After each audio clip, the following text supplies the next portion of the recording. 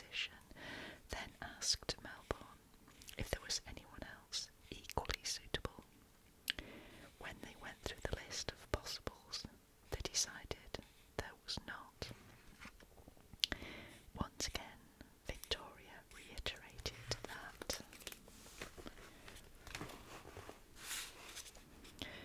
Her feelings were against matrimony, either then or later, but that from all she had heard about him, Albert would be just the person. Melbourne was inclined to disagree. He told the Queen that he did not like the idea of her marrying a cousin, and reminded her that foreigners were not popular in England. At the same time, he was forced to agree that to marry a subject could lead to all kinds of jealousies and difficulties. Finally, they agreed that it was not necessary to do anything definite for another 3 or 4 years. Leopold was not content to accept this policy of drift, and by July 1838 was pressing his niece to give her consent to a visit from Ernest and Albert in the autumn. Once again, Victoria declared that she had very little desire to see Albert. It is interesting to speculate about her reasons for this reluctance. Her reaction was in many ways a natural one. It marks the gulf that divided the schoolroom miss, who had only recently passed her 17th birthday, from the 20-year-old young woman who for 2 years had been queening it in the drawing rooms and ballrooms of London.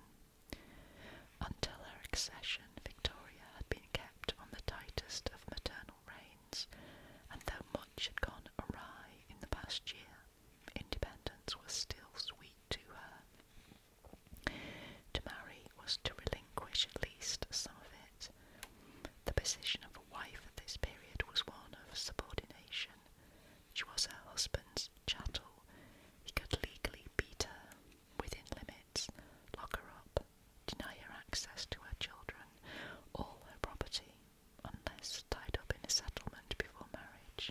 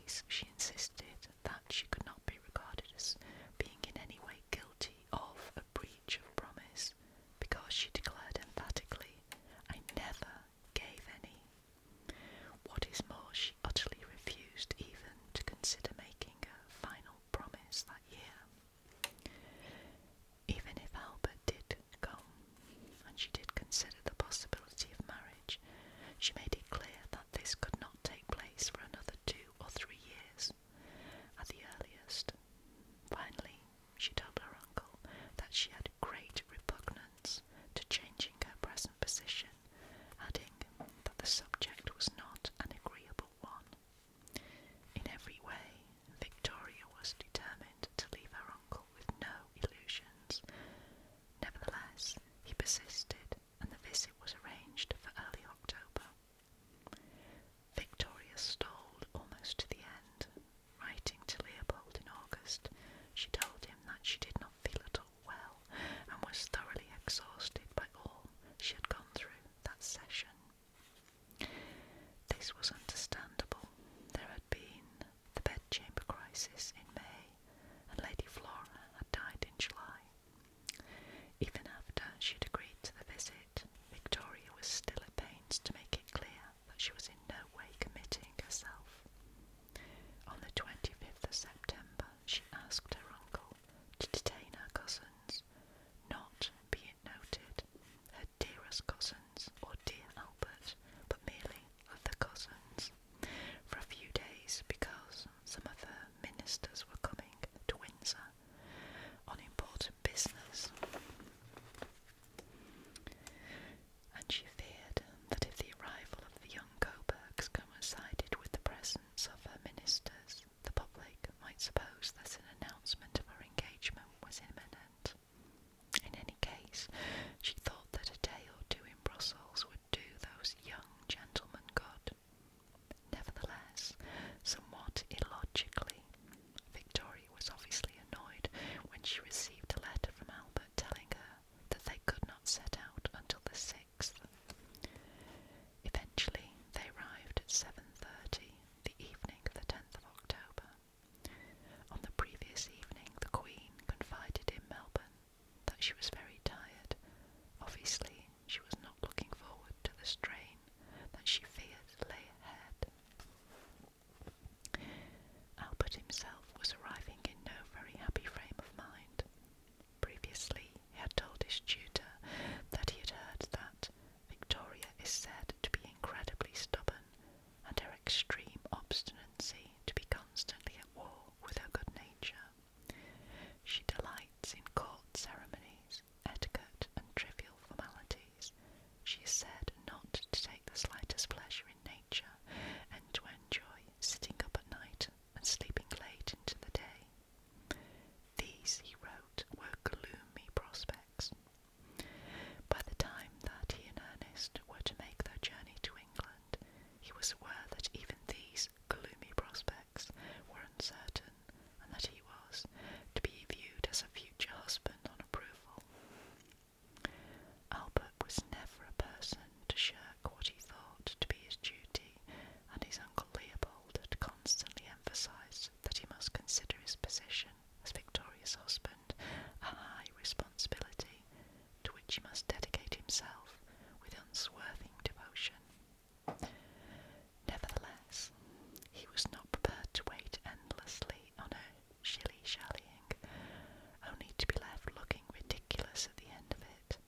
He told his uncle that if Victoria did not make up her mind one way or the other, he would withdraw from the lists.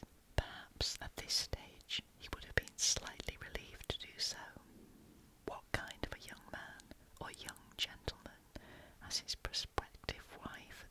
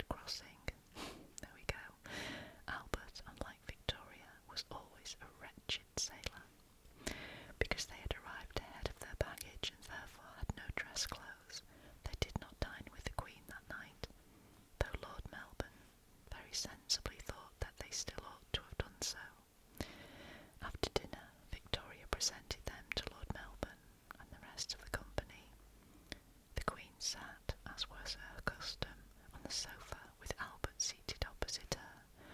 The Queen was always susceptible to good looks, and at the sight of Albert her frozen dread disappeared. She wrote in her journal that night, "Albert is beautiful," and once again they were described as "my two dear cousins." Leopold must have been much relieved to receive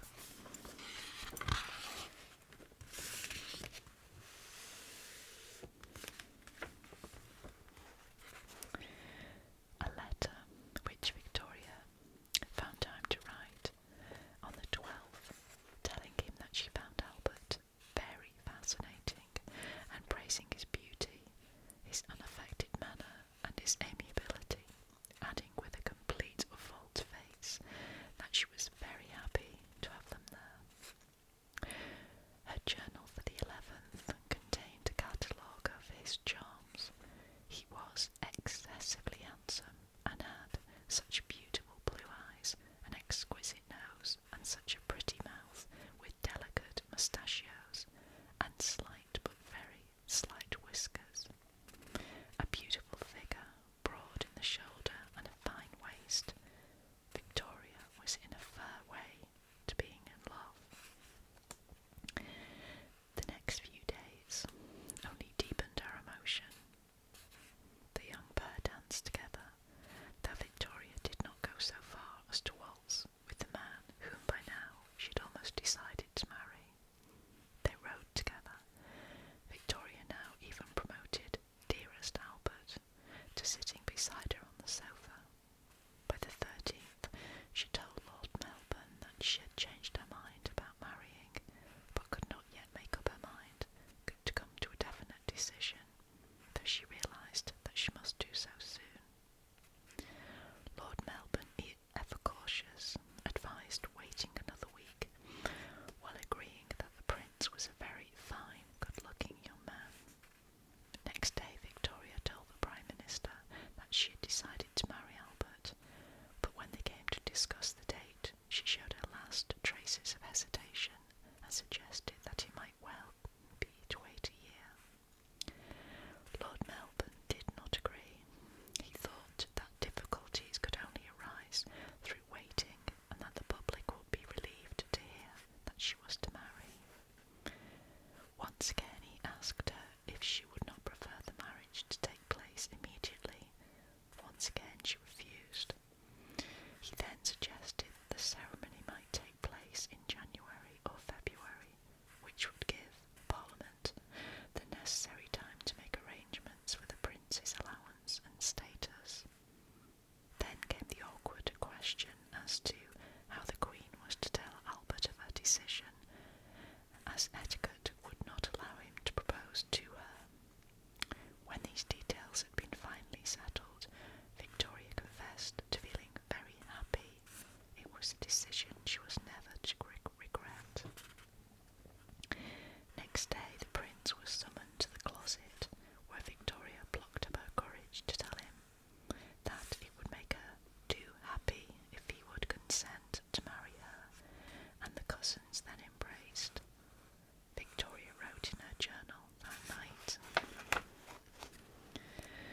that it was the brightest, happiest moment of her life, and that Albert seemed so happy and was so kind and affectionate.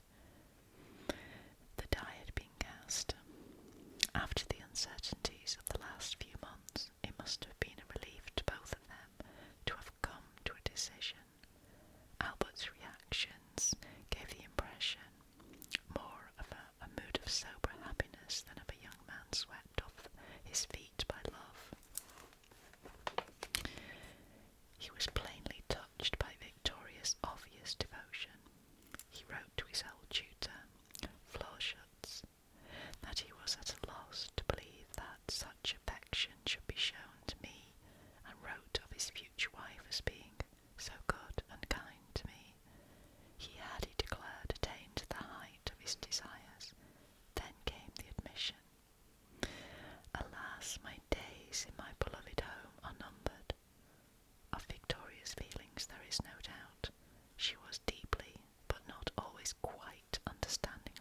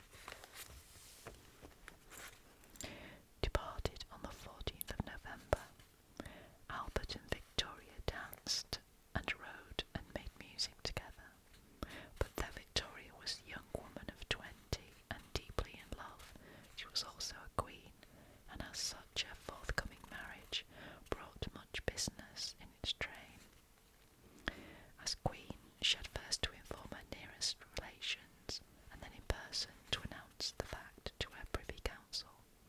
Then there was the question of whether her husband should be given an English title, and of negotiating with Parliament the amount of the annuity to be granted him. There was also the problem of the composition of his household.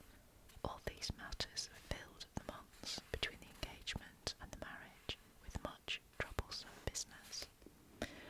Leopold was in favour of the prince becoming a peer, but both the Queen and Melbourne, who were well aware of the widespread dislike of foreigners entertained by the English, considered this unwise, particularly as an English title would involve the prince taking his seat in the House of Lords. Any attempt, or even the mere appearance of an attempt, to play a part in the political life of the country would lead to dislike and resentment. So deep-seated was this insular attitude towards a foreign husband for the Queen that it was not until 1857 that Victoria took the step of issuing the letters patent by which he became Prince Consort, though by then he had become in fact, though not in theory, co-ruler with the Queen. This dislike showed itself again when the question of the prince's annuity was raised in Parliament. When Prince Leopold had married the Princess Charlotte, then heiress to the throne, he had been granted £50,000 a year, and naturally Victoria expected Parliament to make the same provision for her husband. Instead, he was voted only £30,000. The news of the wrangling in England over his settlement and about the question of his precedence over royal dukes caused Albert much unhappiness, and Leopold had to report that he was looking wan and melancholy. Much of the trouble rose out of the conflict of the political parties. The Tories were using the prince to score off Melbourne, and to some extent of his Whig Queen. Their intransigence was political, not personal. King Leopold had earlier commented on the violence of English politics, and on the practice of politicians calling their opponents such names as blockheads, wretches, rogues, fools, and any other term of abuse that occurred to them. Foreigners less familiar with England than Leopold often found it difficult, then as now, to realise that the sovereign and the ministry could do little to restrain a freedom of expression, both in Parliament and in the press, which would have been forbidden in a country whose political traditions were different. No wonder that Albert told Prince Lowenstein that his future lot was brilliant, but also plentifully strewn with thorns. Victoria was furious when Parliament refused to grant the prince precedence over the royal dukes and slashed the customary allowance for the Queen's husband, but she was also helpless. Nevertheless, she too was responsible for some of her future husband's low spirits. It was natural that Albert, deeply attached as he was to his home and his family, should dread leaving them for a country that was strange and for the moment unfriendly. It was also natural that he should want at least some of his new household to be chosen from among his old and trusted friends. After the bedchamber crisis, Victoria, above all, should have been able to appreciate his feelings on this, but though her political instincts were sound, she did show a certain insensitivity in handling him. Both she and Melbourne, conscious of the English dislike of foreigners, knew that to include a number of Germans in the prince's household would create a bad impression and give the hated Tories fresh ground for criticism. Albert, therefore, must have an all-English household.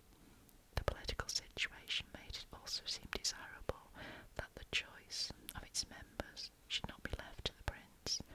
It would be extremely awkward if he should appoint some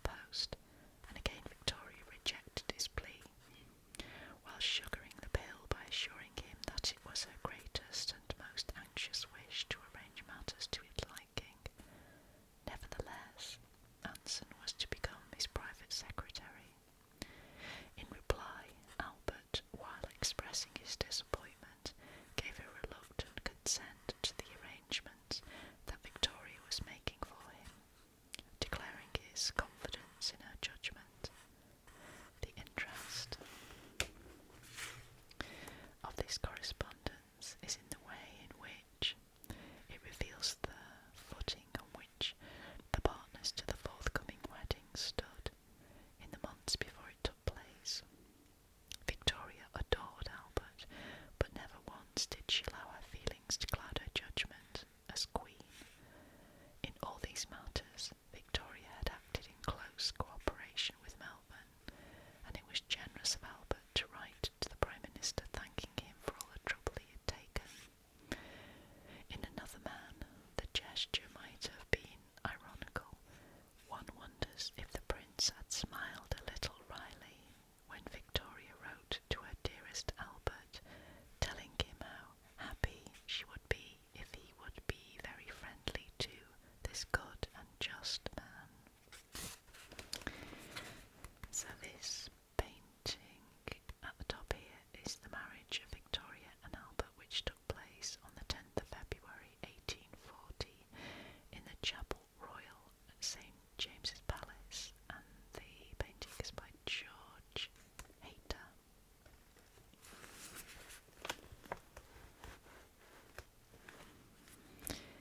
On Saturday, the 8th of February, Albert arrived with his brother and father, and 2 days later he and Victoria were married. The bride wore a white satin gown with a deep flounce of Honiton lace, a Turkish diamond necklace, and a sapphire brooch that Albert had given her. It was a relief after the coldness of the public towards her over Lady Flora's death to be cheered enthusiastically by the crowds in St James's Park, and again on the return journey from the Chapel Royal. After the wedding breakfast, the bride changed into her going-away dress, a white silk gown trimmed with swan's down, which she wore with a bonnet adorned with orange blossoms.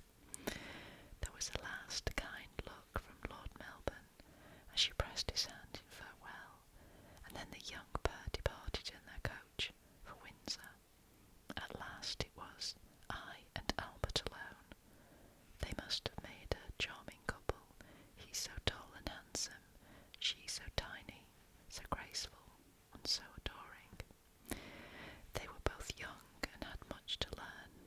It was not easy to marry a queen, nor was it easy to be both a queen and a loving wife and mother before the days of female emancipation. Next morning Victoria found time to dash off a short letter to her uncle, telling him how happy she was, the happiest being that ever existed, and that Albert was an angel, and his kindness and affection for me is really touching. To look into those dear eyes and that dear sunny face is enough to make me adore him.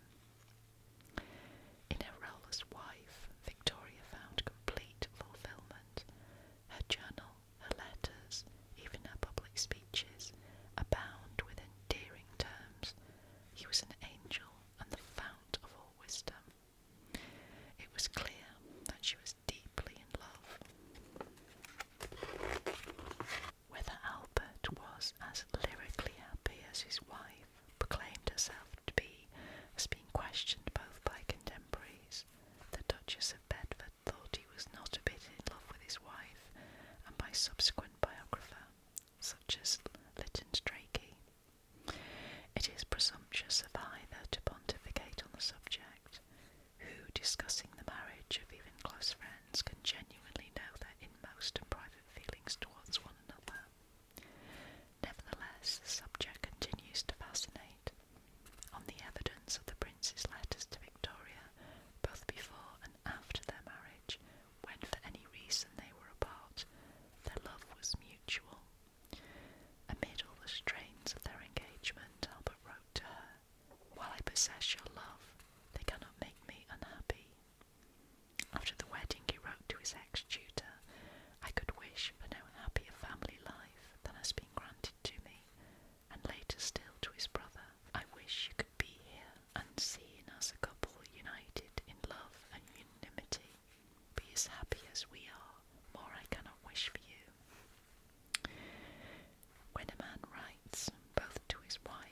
his friends cannot always be taken as unquestioned evidence as to his inmost and often unconfessed feelings, Albert was convinced of the moral sanctity of marriage. In the letter to Ernest quoted above, he also wrote, "A married couple must be chained to one another, be inseparable, and live only for one another."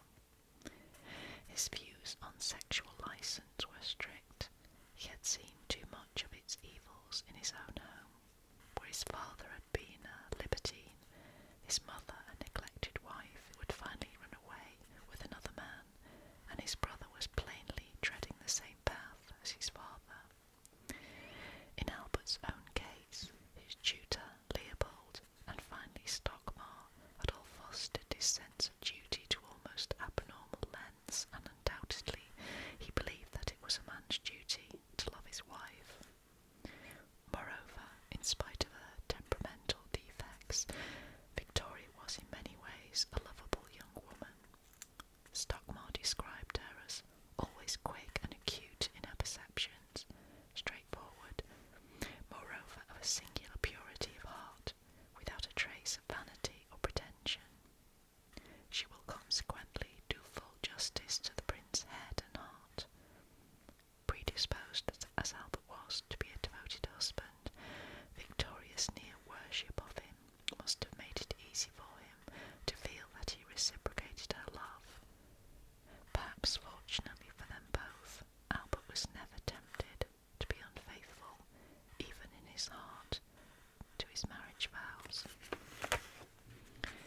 He was a man more at home in the company of fellow men than in that of women, who, unless they were members of his family circle, made him feel shy and ill at ease. At the same time, from his childhood, there had always been at least one woman in his life to whom he was able to turn for affection and sympathy. In his Coburg days, this need had been satisfied first by his grandmother and then by his stepmother. Albert was the type of man who needed a family with its relationships. It compensated